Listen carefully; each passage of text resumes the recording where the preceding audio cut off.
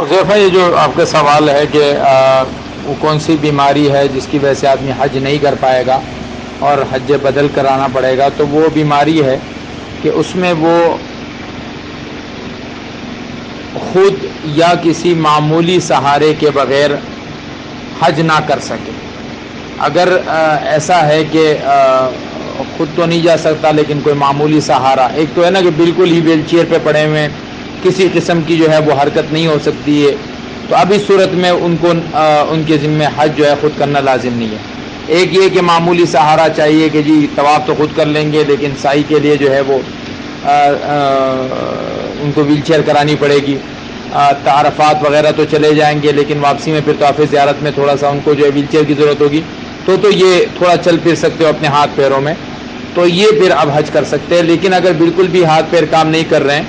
تو اس صورت میں جو ہے وہ اب ان کے ذمہ حج لازم نہیں ہے، اور یہ اپنی جگہ پر جو ہے وہ حج بدل کرائیں، اور بیماری بھی ایسی ہو کہ اس سے دوبارہ ٹھیک ہونے کی امکانات نہ ہو۔